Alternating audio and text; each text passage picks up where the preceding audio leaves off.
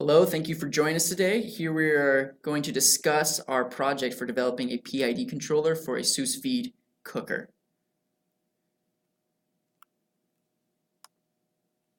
So the purpose of our project was to build a PID controller for a sous vide cooker. And what a sous vide cooker is it's a pot that has a heating element that allows you to control the temperature of a water. Now this is often used in fancy restaurants to cook steak, as it will cook the meat with the same temperature throughout, and then the meat is then put on a grill to give it the nice look. Now looking at sous vide literature, we see here are some temperatures for which meat is generally cooked at in a sous vide cooker. So the theory for our cooker, for our physics model, we did an energy balance around the water inside the pot, which in our case was a rice cooker. And at first we included quite a bit of terms. We talked about conduction, convection, radiation, all part of the energy balance. But in the end, we found that conduction and convection were pretty negligible compared to radiation. So our final energy balance was just the change in energy is equal to the energy coming in from the heater minus the energy leaving through radiation.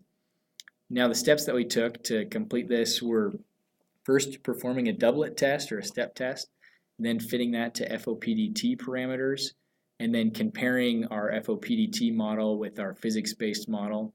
Then we formed a PID controller based off the FOPDT model and tuned that to get the best results we could. Now we used a few elements to set up our system. Our sous vide cooker is made out of this rice cooker that holds a quart of water. We have a breadboard and a microcontroller of choice, which is Arduino Uno. We also have a relay. Now to demonstrate better how these things are interconnected, we have this diagram. To measure the temperature of the water, we have this temperature sensor, which is a thermistor. This measures the temperature by measuring a voltage drop of this Wheatstone bridge. By measuring the voltage at this point and this point, we can correspond that to a temperature. Now, we have the hot wire from the wall that's coming in to the sous vide cooker, and we have a relay tapped into that is normally open. Now when 5 volts runs through this, the relay will flip and the heating element will turn on, and this allows us to get control over the heating element of the sous vide cooker. So here's the results that we got. On the right hand side is the results after we optimized our physics model. And we can see that it did pretty well. It wasn't great, but it gave us a good idea of what was going to happen, which was our goal. Then on the left-hand side, we see the results of our FOPDT model after it was optimized, which we were really happy with. It seemed to do a pretty good model of where the temperature landed. For both of these tests, we did steps of 100% on, and then 50% on, and 75% on. And that was a little bit of a challenge to figure out how to do that. So our relay could only do open or closed. So to simulate 50% on or 75% on, we did an average of with the heater or the relay switching back and forth to give us an average of it's on half the time or average on 3/4 of the time. And that's how we developed heater outputs that were different than just on or off. With our FOPDT model and first principles model, we were able to get tuning correlations. We used IMC aggressive tuning correlations to get some PID parameters.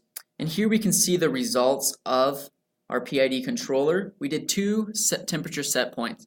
The first is 60 degrees, which is the temperature of a medium steak. And then we did 71 degrees Celsius, which is the temperature of a well-done steak. As we can see, our PID controllers minimizes the rise and peak time and gets us to our set point as fast as possible, as we see that the controller is saturated here. It does maintain within the bands the desired bands for a decent while, and at the end it does start to drop out as we see that our heater is about to turn on again to keep it within that desired range.